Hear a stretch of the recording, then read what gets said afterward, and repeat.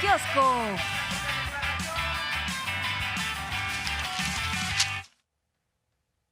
Pues fue el tema del día de ayer, ¿no? Este discurso de Lenia Batres al tomar posesión de su cargo como ministra de la Suprema Corte de Justicia, haciendo críticas fuertísimas a lo que ha sido la conducción, los privilegios y, digamos, lo que califica incluso de ilegalidad en la forma de actuar de otros ministros de la Suprema Corte de Justicia. Sí, y bueno, hay que destacar que algunos de forma despectiva, porque empezaron a circular algunos videos de Lenia Batres, como cualquier ciudadano y ciudadana que puede tener problemas, hasta con los vecinos, ¿no? Entonces empezaron algunos de forma despectiva a decir, es que es la ministra de Pueblo. Y ella dice, si me dicen ministra del Pueblo, sin duda tomo esta expresión como un acto de reivindicación, como un timbre de orgullo. Claro. No me van a ofender por llamarme así. Sí, no, ahí es la interpretación que cada uno da de lo que significa ser del pueblo y la ministra del pueblo, la interpretación del Reforma. No sé si tenemos ese cartón que sacaron hoy con un racismo profundo en Reforma. Mira, ahí lo tenemos. Ahí lo tenemos con la intención de, ¿no? Sí.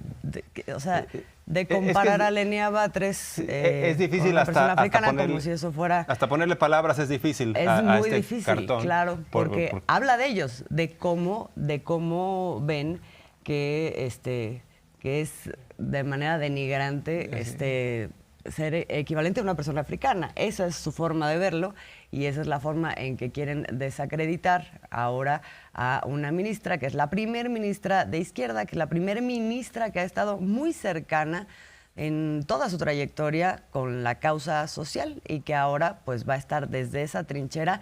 No sabemos muy bien qué impacto pueda tener, dado la mayoría de ministros que más bien son conservadores, que más bien son de derecha y que han mostrado una conducción totalmente distinta de la que ella podría plantear. Pero lo mínimo que vamos a ver es una exhibición tremenda como la que vimos ayer. Así es, y esto que planteas es muy importante. El propio exministro Arturo Saldívar, en una entrevista al País, advierte que hay una mayoría conservadora que gobierna a la Suprema Corte de Justicia de la Nación, que tiene conexiones con el PRIAN, que funciona en términos oligárquicos y que no les interesa la justicia para la gente. Entonces, bueno, que lo diga alguien que estuvo ahí, es muy valiosa la información. Y Lenia Batres también pone algunas críticas puntuales sobre la actuación de la Corte. Dice... han ido más allá de sus propias funciones, han atropellado a otros poderes como el legislativo y por eso no tiene desperdicio también escuchar parte de lo que dijo la ministra. Se abre esta sesión solemne. Un nuevo discurso llegó a la Suprema Corte de Justicia de la Nación. Una voz crítica desde su interior, desde un pleno que en otros tiempos parecía inaccesible.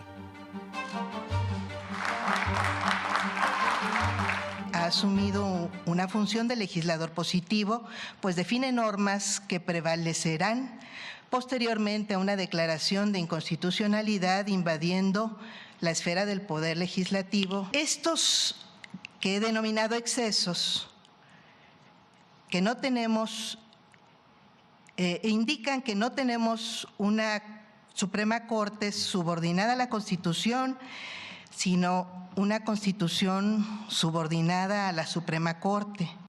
Al llegar a la Corte, la ministra Lenia Batres Guadarrama criticó los excesos del Tribunal Constitucional. Tiene la palabra la señora ministra Lenia Batres Guadarrama. Ejerce poderes que están expresamente vedados en la ley, como el otorgamiento de suspensiones en casos de acciones de inconstitucionalidad. Ha incumplido además, lo debo decir porque lo dije en el Senado, desde hace 14 años el artículo 127 constitucional que fija como límite para la remuneración de las personas servidoras públicas la establecida para el presidente de la República. La nueva ministra fue clara al señalar que la Corte debe transformarse. La Suprema Corte no puede seguir tomando decisiones anticonstitucionales amparada en que sus decisiones son inatacables. Minutos antes, la ministra presidenta Norma Lucía Piña Hernández le impuso la toga magisterial y le entregó sus credenciales y distintivos correspondientes. Al dar el discurso de bienvenida, la ministra Yasmín Esquivel Moza aseguró que Batres Guadarrama enriquecerá los debates y proyectos que a la Suprema Corte le corresponde analizar. Gracias. Hoy se suma a este alto tribunal de México una mujer admirable, tenaz, madre entregada, abogada con profunda vocación social, servidora pública comprometida y que ha puesto al servicio de la nación sus talentos y convicciones y que abonará en mucho a la impartición de justicia en México. Canal 14. Ministra del Pueblo, me han dicho, y es un enorme halago, una misión grande que acepto con honor y con la responsabilidad que merece.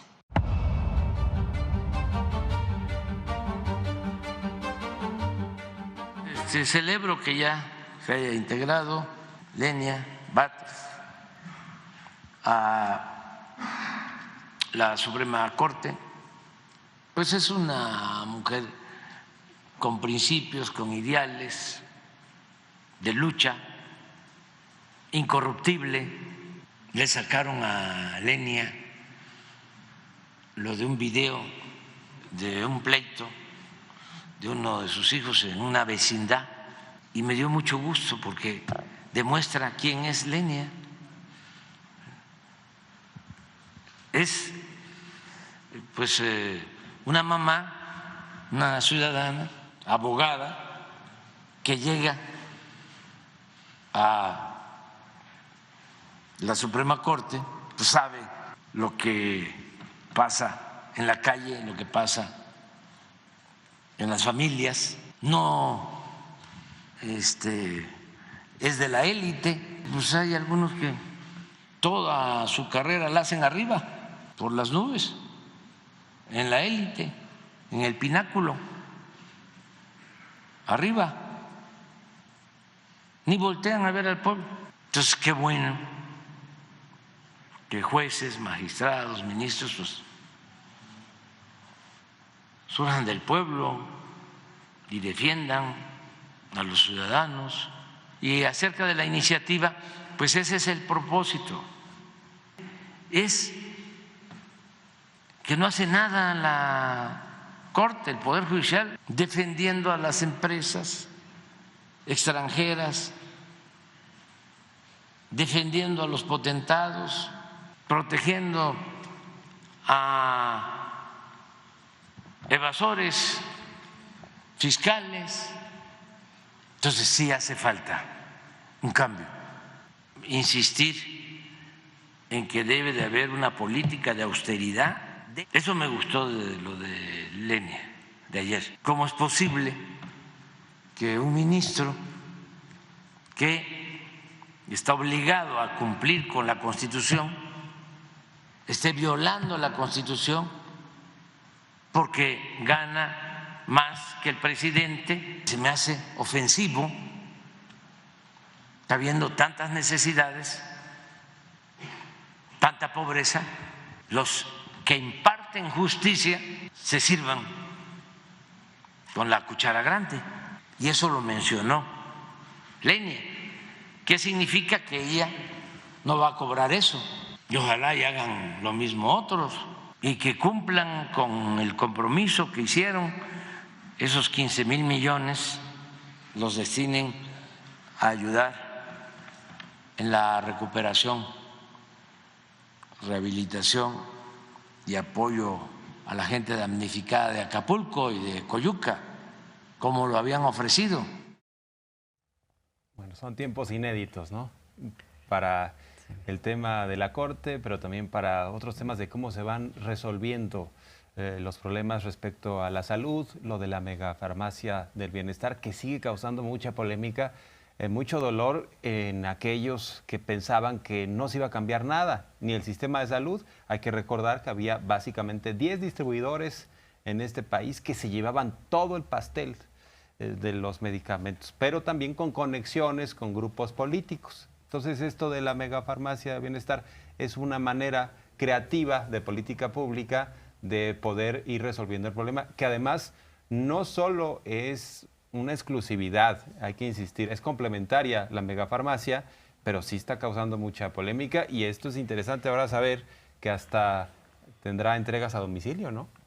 Sí, y hay que decir que este esfuerzo está en una etapa preliminar. O sea, ya lo había dicho el presidente, se va a inaugurar la megafarmacia, va a empezar a operar y va a ir mejorando su operación hasta que llegue al punto ideal, que es el que se tiene planteado para tener un acceso universal a todos los medicamentos que sean necesarios. En este momento, por lo tanto, pues hay incidentes, hay de pronto faltas de medicamentos y eso se está abordando desde la prensa, a propósito de esto que decías, de una manera así magnificada como alguna falla en la operación de pronto del Tren Maya cuando también estaba iniciando, etcétera. Esto está pasando con todo, también está pasando con la megafarmacia y por eso hoy el presidente habla de que estamos en un proceso y hay que tener conciencia de ese proceso, un poquito de paciencia, pero está caminando. Y acerca de lo de la farmacia, cada vez va a funcionar mejor y vamos a tener el 100% de las medicinas. Ayer hicimos la evaluación en Acapulco, 96, 97 de abasto en unidades médicas, centros de salud de primer nivel. Segundo nivel, lo mismo. Tercer nivel, no, porque se echaron a perder muchos medicamentos.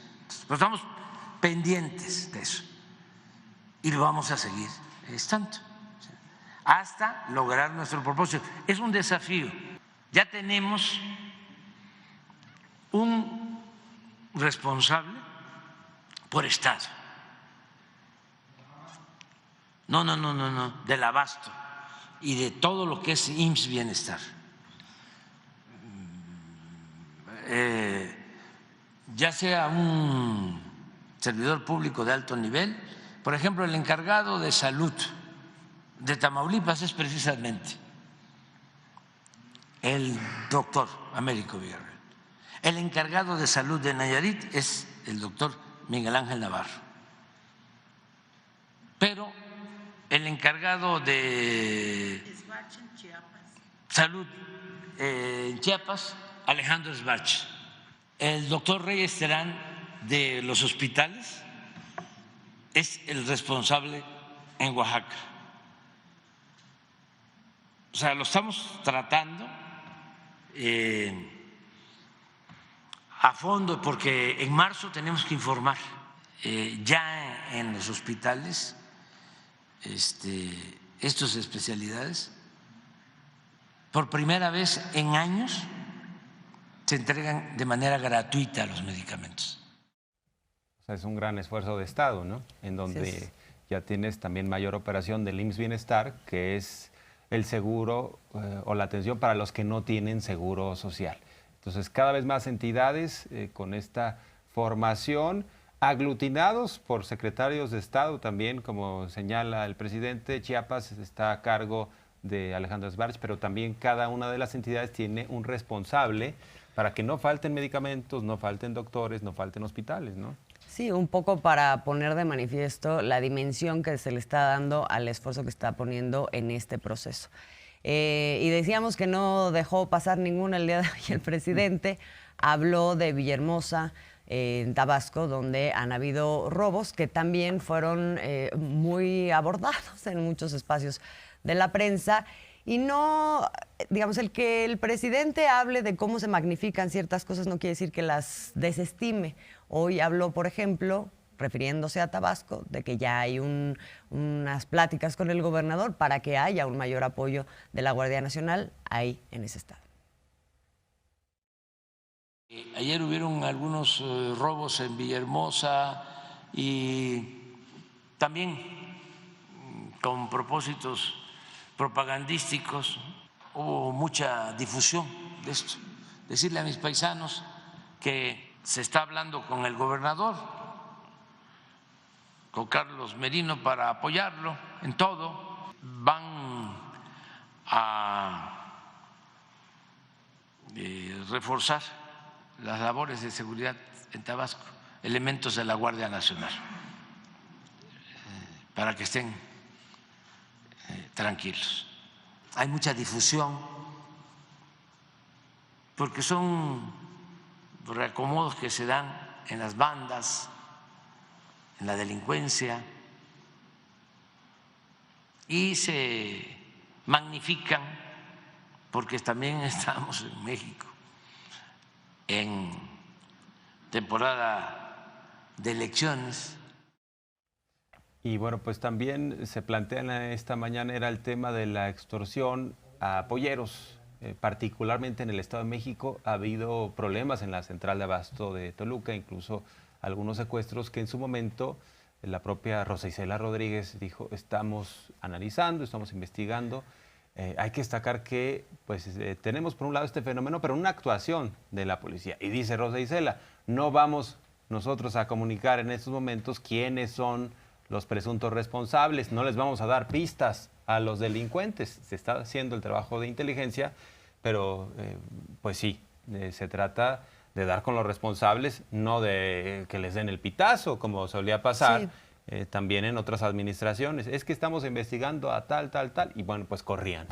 Sí, esta presión de la prensa funciona en dos vías. Por un lado, puede tener como resultado lo que vimos en Tamaulipas, que efectivamente por la magnificación del tema, pues finalmente se supo que había todo ese despliegue de las fuerzas federales y entonces los liberan, ¿no? Eso fue afortunado. Pero por otro lado, también puede ser una presión que termine reventando una investigación, porque justamente les das el pitazo. Hoy habló de eso de una manera muy detallada la secretaria Rosa Isela Rodríguez, primero con el tema de los polleros que están siendo extorsionados en el Estado de México. Ahí está la Secretaría de Seguridad y Protección Ciudadana participando directamente en la investigación.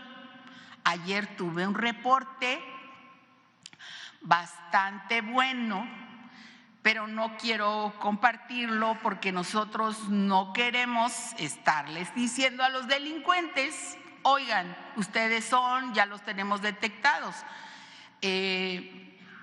Pues sí hay muchas críticas porque no presento aquí cuál es la banda delictiva que está en Matamoros, en el caso de Río Bravo, interviniendo y afectando a la población migrante, haciendo estos casos de extorsión. Pero yo prefiero las críticas, estas que nos hacen, a avisarles a los delincuentes que ya hay un avance respecto de la investigación. Entonces, nosotros esperamos, ya ha habido detenciones en el caso de pollos, pero todavía queremos tener más y hacer la presentación aquí en la parte de cero impunidad, para que nos permitan explicar bien cómo está el avance. Seguimos trabajando muy de la mano ahí con la Fiscalía del Estado de México, con la gobernadora del Estado de México y el secretario de Seguridad,